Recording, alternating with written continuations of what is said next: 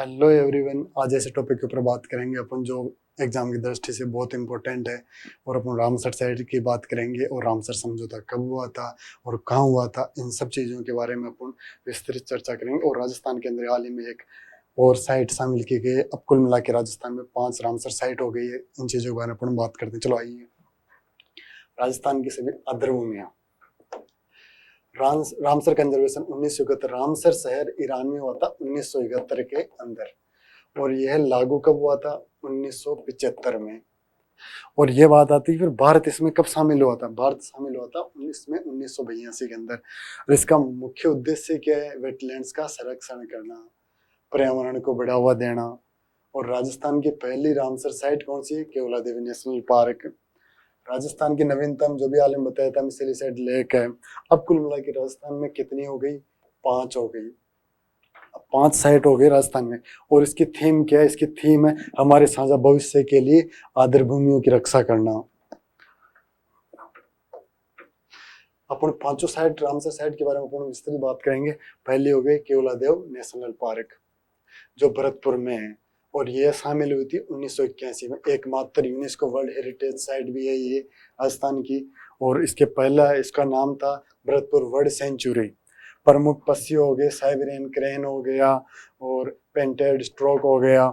ये भारत के सबसे प्रसिद्ध बर्ड सेंचुरी में से एक है। ये मॉन्ट्रेक्स रिकॉर्ड में भी शामिल है। अब मॉन्ट्रेक्स रिकॉर्ड क्या होता है? ये मॉन्ट्रेक्स रिकॉर्ड हो गया 1990 के अंदर। एक एक तरह से माने आर्द्रभूमि की एक रजिस्ट्री है जिसमें इनको ये देखा जाता है कि कौन कौन सी आर्द्रभूमि है, उनको नुकसान हो रहा है मानव के द्वारा, कोई से भी नुकसान हो रहा है या फिर प्रदूषण हो रहा है, उसके बचाव के लिए इस पे क्या सुरक्षा की गई, क्या कार्य किया जाए। इस वजह से रजिस्ट्री की गई, जिसमें से पहले तो 3 शामिल थे इसके अंदर मॉन्ट्रेक्स रिकॉर्ड के अंदर, जो एक स्विट्जरलैंड का शहर है। अब इसमें क्या होता है, 1990 में इसकी तो स्थापना हुई थी। और जब भी इसको शामिल कर लिया गया मॉन्ट्रेक्स रिकॉर्ड में, केवलादेव नेशनल पार्क को, और उसके बाद में 1993 के अंदर लोकटक झील को शामिल किया गया। और फिर वो एक और 1993 में ही चिल्का झील को शामिल किया गया। लेकिन चिल्का झील को 2002 के अंदर बाहर कर दिया गया क्योंकि इसकी स्थिति और सबको सुधार होने के बाद में जो प्रयास किया गया, उसके बाद में इसको मॉन्ट्रेक्स रिकॉर्ड से बाहर कर दिया गया। जबकि अभी भी भारत की 2 साइट ऐसी है जो भी इस मॉन्ट्रेक्स रिकॉर्ड के अंदर शामिल है। एक तो लोकटक झील मणिपुर में है जो 1993 में शामिल हुई थी, और 1990 में शामिल हुई राजस्थान की केवलादेव राष्ट्रीय उद्यान। चलो दूसरे पे आते हैं। यह सांबर लेक ये जयपुर के अंदर स्थित है और ये 1990 में शामिल हुआ था। और भारत की सबसे बड़ी इनलैंड सॉल्ट लेक भी कही जाती है। प्रसिद्ध फ्लेमिंगो बर्ड्स आप देख सकते हो इन चित्रों में, पिंक कलर के फ्लेमिंगो बर्ड्स है। और ये सॉल्ट प्रोडक्शन के लिए भी फेमस है। और ये प्रवासी पक्षियों का सबसे बड़ा केंद्र माना जाता है। थर्ड पे आते हैं किचन वेटलैंड, और यह फलोदी में स्थित है। और रामसर घोषित ये 5 जून को शामिल हुआ था, 5 जून 2025 को। प्रसिद्ध डोमिशियल कुरंजा, हजारों प्रवासी पक्षी हर साल आते हैं यहाँ पर। 5 जून को बर्ड विलेज ऑफ राजस्थान के नाम से भी जाना जाता है इसको, मैनार को। और प्रमुख जिले इसमें ब्रह्मा तालाब हो गया, दान तालाब हो गया। 100 से अधिक पक्षी प्रजातियां यहाँ पर है।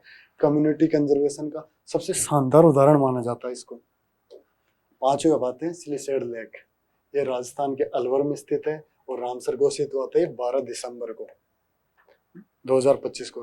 अरावली सेक्टर की महत्वपूर्ण फ्रेश वाटर लेक है और सरिस्का टाइगर रिजर्व के बफर सेक्टर में स्थित है। राजस्थान की 5वीं रामसर साइट शामिल है इसके अंदर। और सर्वाधिक भारत के सबसे ज्यादा रामसर साइट तमिलनाडु के अंदर स्थित है।